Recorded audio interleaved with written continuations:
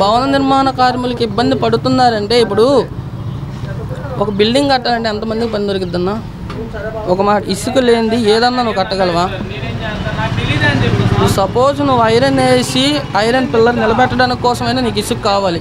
కింద పిల్లర్ పోస్తే నీ ఐరన్ అని నిలబడిద్ది పైకి.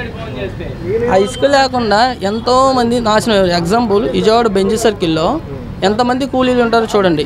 పోనీ లాస్ట్ ప్రభుత్వంలో కూలీల కన్నా ఈ ప్రభుత్వంలో ఉన్న కూలీలు ఎంతమంది ఉన్నారో చూడండి. అలా అయినా తెలిసిద్ది.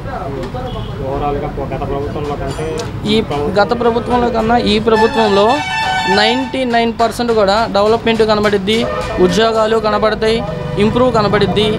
ఈ దొంగ రాజకీయాలు, దొంగ ఓట్లు, తమిళనాడు నెలలు పిలవటం ఏదీ లేదు.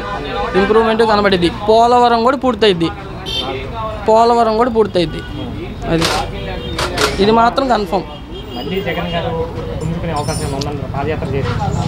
మళ్ళీ జగన్మోహన్ రెడ్డి పాదయాత్ర చేయడానికి ఈలో బయట ఉండాలి కదా,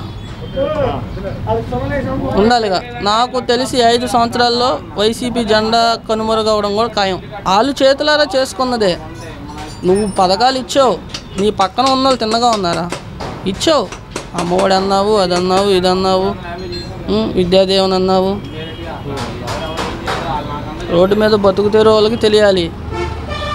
నిరుద్యోగులకి చంద్రబాబు గారు కానీ పవన్ కళ్యాణ్ గారు కానీ హామీ ఇచ్చారు. మీకు ఉద్యోగం తీసుకొచ్చే బాధ్యత మాది, నిరుద్యోగ వృద్ధి ఇచ్చే బాధ్యత మాది, కంపెనీలు తీసుకొచ్చే బాధ్యత మాది అని ఇద్దరు హామీ ఇచ్చారు. ఆ హామీని మీరు నెరవేరుతాయి అన్న.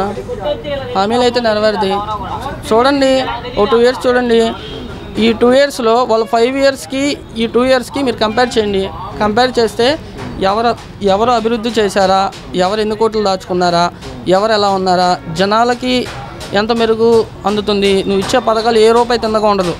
నువ్వు ఇలా ఇస్తున్నావు, అలా తీసేసుకుంటున్నావు. ఏంటన్నా మరీ చండాలంగా అయితే ఇక్కడ ఒక ఆర్డర్ వేస్తున్నారు, రోడ్ చివరి పోలీసులు పెట్టేస్తున్నారు. బాగా ఎక్కడ ఉంటుంది, రోడ్ చివరి డ్రంక్ అండ్ డ్రైవ్ రాస్తున్నారు. 10,000 డ్రంక్ అండ్ డ్రైవ్. ఒక సామాన్యుడు ఏమవ్వాలన్నా 10,000 డ్రంక్ అండ్ డ్రైవ్ అంటే మరి అంత దారుణమా? దానికి దీనికి చాలా డిఫరెన్స్ ఉంటుంది అన్నయ్య. నీ అన్నట్టు 2 years కంపేర్ చేయండి, 5 years కాకుండా. ఈ 2 years కంపేర్ చేయండి. ఎవరు డెవలప్ చేశారా, ఎవరు ఎంతవరకు పూర్తి చేశారా, ఎవరు ఉద్యోగాలు తెచ్చారా, ఎవరు కంపెనీలు తెచ్చారా అనేది ఆలోచించిన తర్వాత మళ్ళీ మీడియా అనేది ఏర్పడింది. ఇప్పుడు చూడండి.